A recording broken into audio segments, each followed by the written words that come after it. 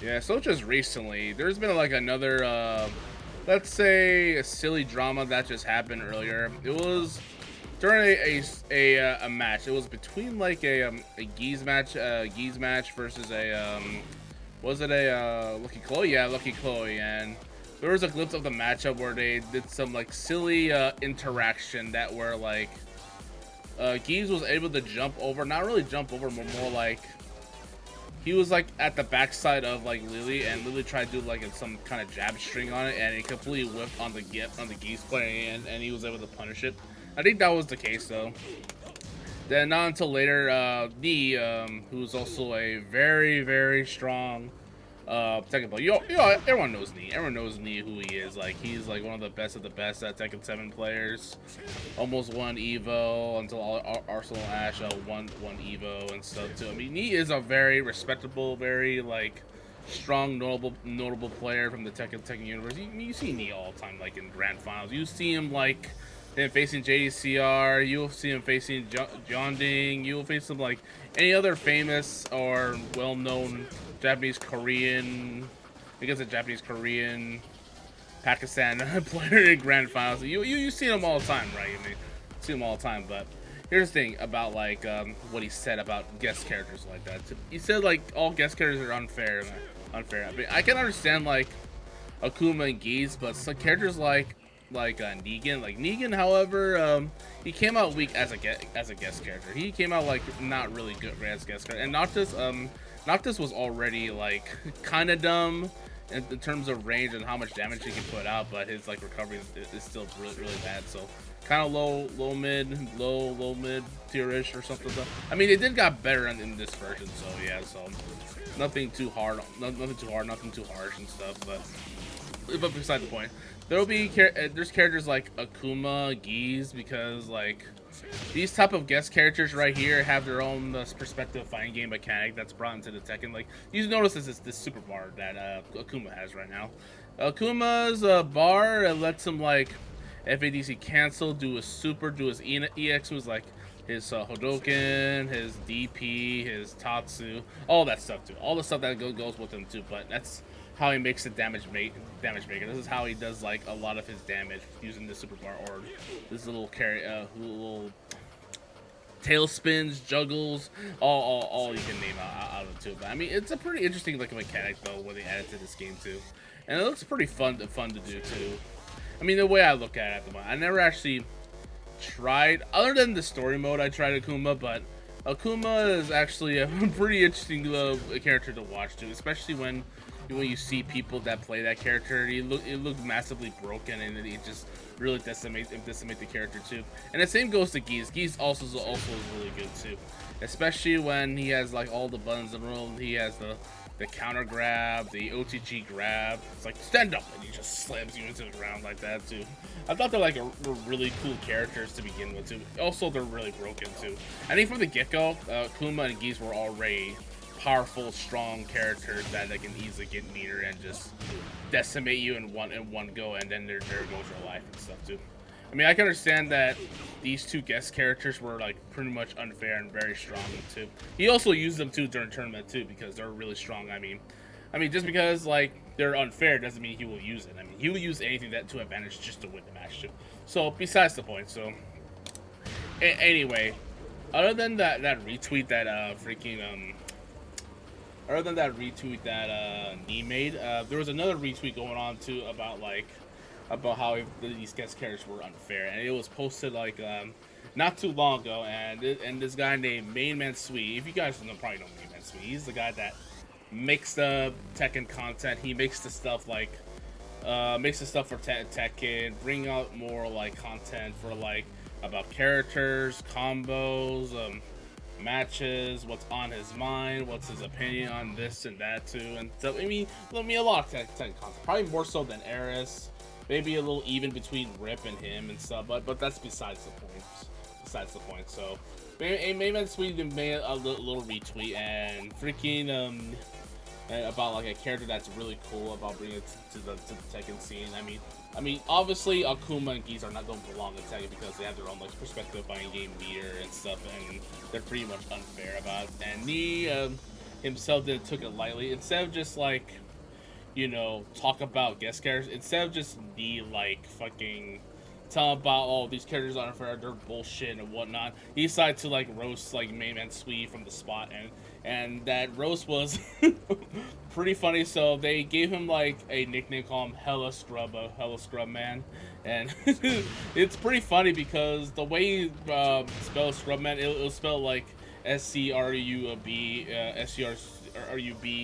instead of just a B. But besides that, it was very funny, and he got roasted for it. And main man did took it to light, especially when he went on the stream and he completely got ratioed for it, and for other reasons why he didn't really take it that lightly. And it went from like talk about guest characters and all the way to like Korean scene, which I'm not gonna go down to because it's not my place to say. It's not my place to say about Korea or the competition out there. Besides, I've never been to South Korea before, because South Korea, maybe one day I might go there one day for like Tekken, or visit out the scene over at Seoul, South Korea or something, but maybe in the future. But that's not my place to say, so I'd rather keep off the smoke. I don't want to be joining the smoke for it. I just want to talk about these guest characters. So anyway, Bayman did took it lightly, and when I look at this conversation between like guest characters, how they kills Tekken and stuff, and how it's unfair and stuff. But honestly, in my opinion about these guest characters, in my opinion, needs it more for the fighting game, for this fighting game more than ever, because it helps bring people to the scene.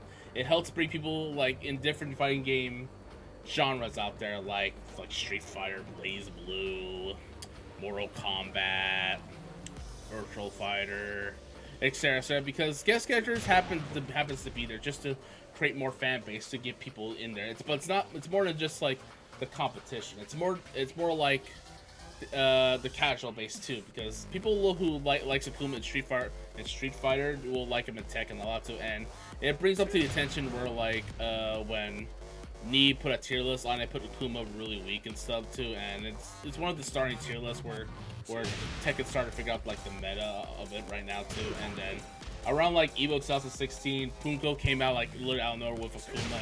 He came on top 8 with this character, and we see how devastating, how dangerous he is as a character once he gets like that super bar going or his meter going too. And he was actually an idle threat. He was actually really frightening, especially when it comes to his tools too. Same goes with Geese, man. I mean, I saw Geese like not too long ago on Evo in 2019, where I was watching Nee playing Geese, and getting hit by that character is very frightening if you look at it in a way too. And it's like not a very good place to get hit by Geese when he has like full bar and have match mode ready and just really decimate you too. And it's really exciting to see that these type of characters use their perspective mechanics and from their perspective fighting games that bring over there, because it looked really cool, it looked really interesting. It may be unfair, but I mean right now the latest patch came around, and Akuma's still really good, and Geese is still good too, so regardless of it too. But it just looks so very interesting, like in for a non-Tekken game, and bring it over to in this kind of Tekken game, it feels like pretty damn crazy. I mean, for guest characters like that, it just makes things really cool and interesting and stuff. It helps brings the population, brings the crowd too. And hey, Tekken 7 is one of the best selling games out there too, because they keep bringing these guest characters in too. Like they already bring like Akuma Geese, they bring like Negan from Walking Dead, they bring like Noctis in there too. I want to see like at least more guest characters come and make it too.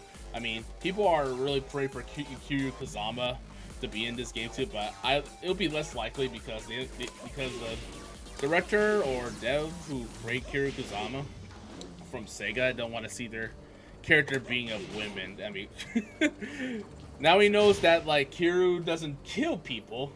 He never killed a man before. Now we don't want to see him touching a woman with his dirty hands and stuff. I call bullshit on that one. I call bullshit on that one. So besides the point, like there's a lot of games who have really good guest characters, like the latest guest characters so far, who are infamous for that, is mostly the NRS crew, because I love to see like NRS do something crazy for once, and bringing these guest characters was one of the craziest thing ever too. especially when it comes to like when they bring stuff from original MK9, where they bring like Freddy Krueger in there, they bring Kratos in that game too, and it was one of the best things they ever made too, is bring Freddy Krueger and and Kratos in there too, and not just Mortal Kombat and Injustice as well too, like when they bring like Scorpion into the mix from their game as well too, but it's not gonna be just Scorpion there too. I mean, later in Injustice 2 they brought up like Hellboy from Hellboy, Teenage Mutant Ninja Turtles too. They actually brought Radiant and Sub-Zero into the fray as well too. That was actually a pretty damn exciting to see too. I mean, my favorite one has to be the TMT. It was just really cool to see that happen. And also in MK like 10, 11, they also brought that 10. They brought like Jason. They brought back like freaking the Predator, Alien, and now in MK11 at this moment they just bring Spawn, Joker, Terminator, and then they recently brought Rambo too. Rambo himself. This is Sylvester Stallone, Demolition Man, freaking Rambo in freaking the Mortal Kombat 11, and that's really exciting. And this is what really while I'm having my point is saying that is that like bringing these guest characters will bring like more people to play their game, and it's very a good move to like other like developers or directors who are like pointing out the game's direction, where they needs to go and stuff. And I like the idea of like literally just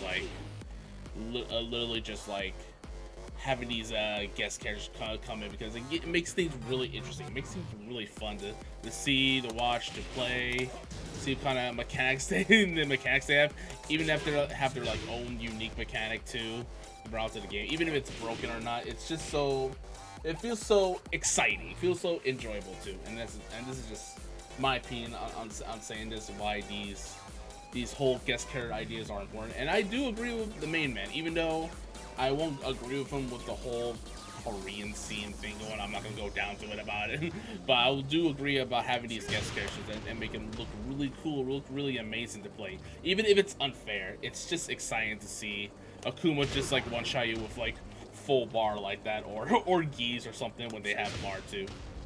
But other than that, I just hope they bring like more guest characters in the future though. But sometimes I would like to see old characters come back now and then, but sometimes guest characters is always nice to see. I'll still pray for Kira Kazama, even if the director doesn't want him in the game. I'll still pray for it. Anyway, I'm done rambling. Okay.